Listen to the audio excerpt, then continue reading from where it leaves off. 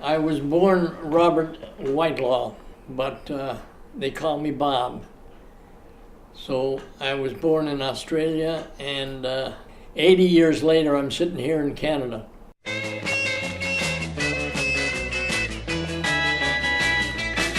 Oh, well, it's early in the morning and it's time to make a start, and I put my poly surfboard on the... I was born in September 1935.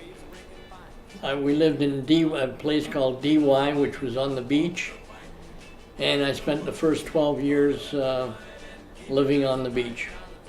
Not living on the beach, but living near the beach. I was one of 7 children, 5 boys and 2 girls.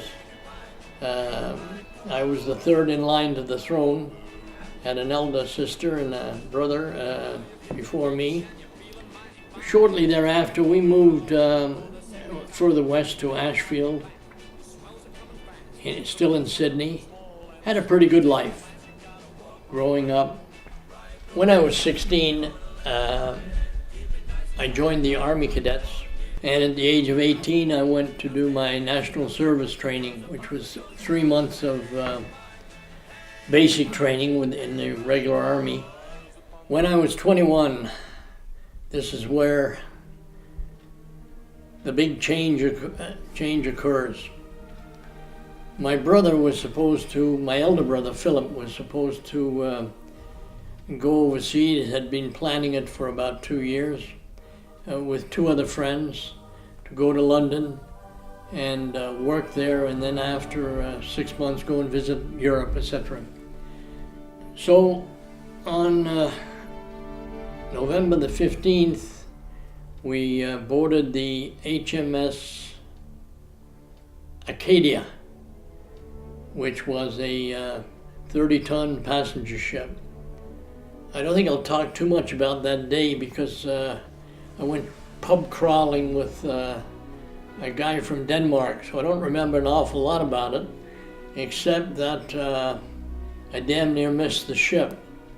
They were blowing the last horn when we raced around the corner, and they were calling over the microphone, "Passenger Robert Whitelaw, please." So we just made it in the nick of time before the gangplank was hauled up. I don't know what would have happened if we had missed it. And then arrived in London in the middle of November. It was cold and windy, and there wasn't any snow, just cold rain. And it didn't take me too long to dislike London. One day I was reading a newspaper and I saw that thousands of British were immigrating to Canada. I told my brother, or asked him, what do you think of the idea of going over to Canada? And we were on a ship, the Empress of France, a week later. We arrived in St. John, New Brunswick. Boy, what a change. Snow. I'd never seen snow in my life before, and this was my first experience. Met a couple of guys, one Irish and one British, and they said they were driving up to Montreal, and if we'd like to share the gas and the expenses, why we could tag along. We found work pretty quickly. I found an apartment.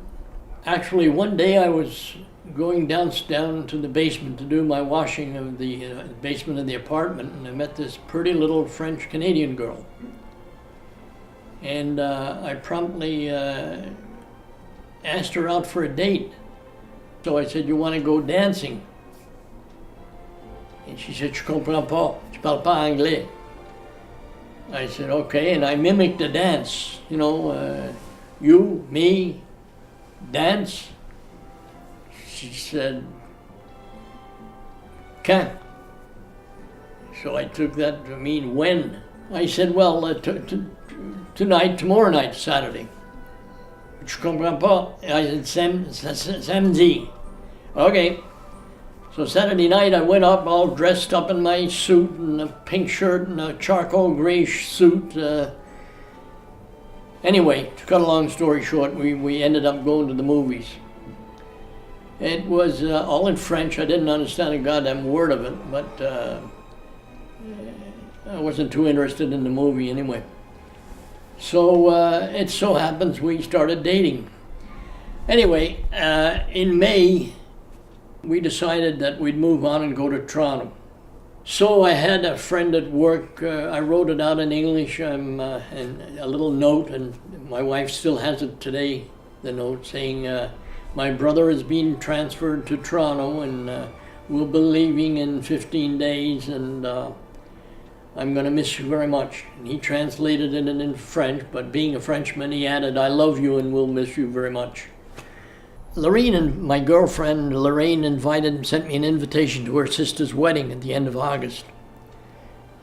So I said, what the heck? We had been communicating by letter.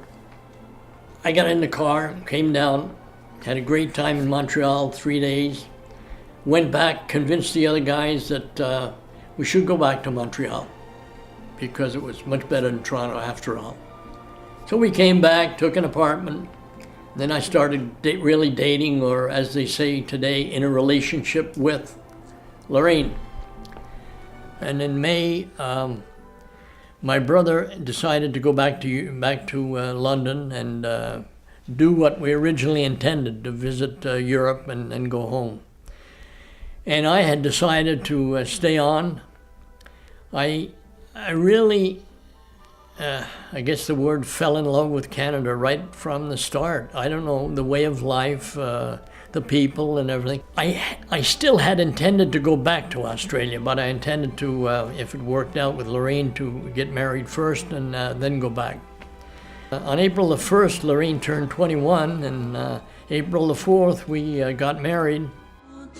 All I have to do is dream, dream, dream, dream when I feel blue in the night. About 3 months later, Lorraine went to the doctor and discovered that she was pregnant. Hell, we'd only been married 3.5 months. And, but we took it in stride. In January of the next year,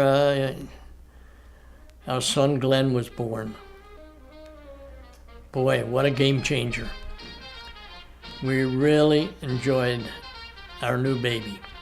Following November, when Glenn was just shy of 2 years old, we took a plane on the way to our first return voyage to Australia with Glenn and Lorraine. Shortly before we came home, Lorraine discovered that she was pregnant again with our second son, who we labeled Dean Patrick. And he was born on the 28th of November, 1962. I decided that we needed to look for a home. And finally we settled on the South Shore, Saint-Basile-le-Grand. We looked at some model homes there, found one we liked, and I bought it. That was a great place to bring up the kids. A really big year came, 2 big events. The first thing, 1967, was the centennial year. It was so beautiful, I can't even describe it, even on camera. You had to be there to get the feeling of this year. Expo 67, the 67 World Exposition. But what really made the year before we even went to Expo was the birth of our third son in April the 18th, 1967. And this was our third son. What a feeling. He was another beautiful child following in the footsteps of Glenn and Dean. So we had 3 beautiful boys. 1967, what a year. 1968, I founded the Cadet Corps in Saint-Basile-le-Grand. The first year we had 75 cadets, both English and French.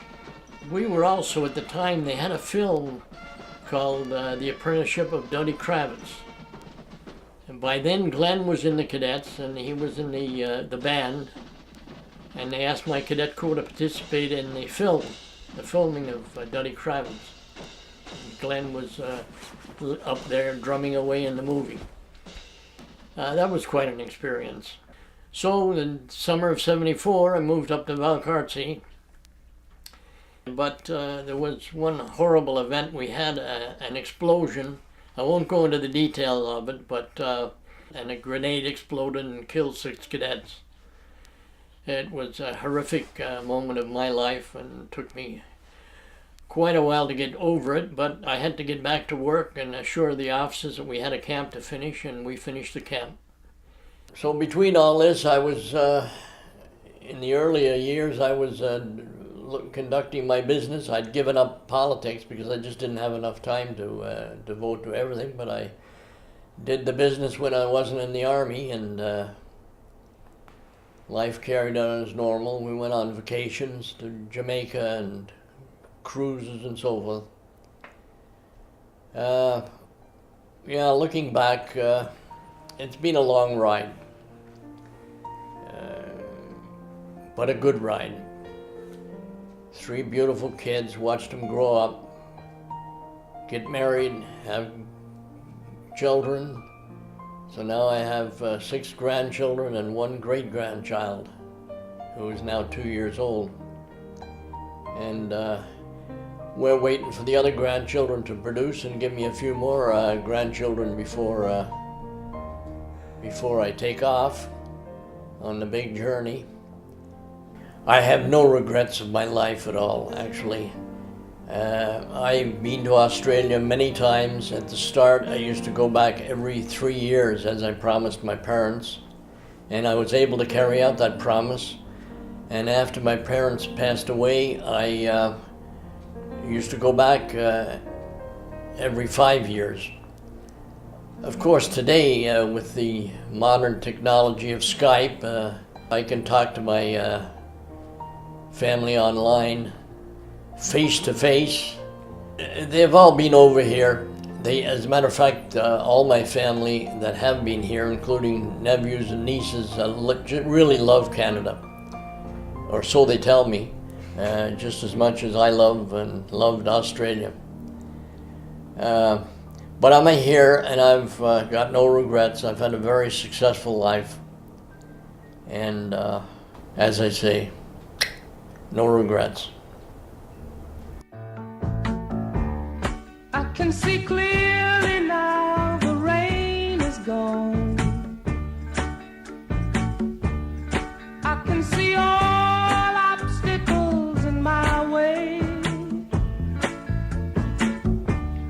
Gone are the dark clouds that had me blind. It's gonna be a bright, bright, bright, sunshiny day. It's gonna be a bright, bright, sunshiny day. I think I can make it now. The pain is gone. All of the bad feelings have disappeared. Yes, sir, that's my baby. No, sir, don't mean maybe. Yes, sir, Rick's my baby now. So we packed up all the things and we moved to Beverly Hills, that is. Movie stars.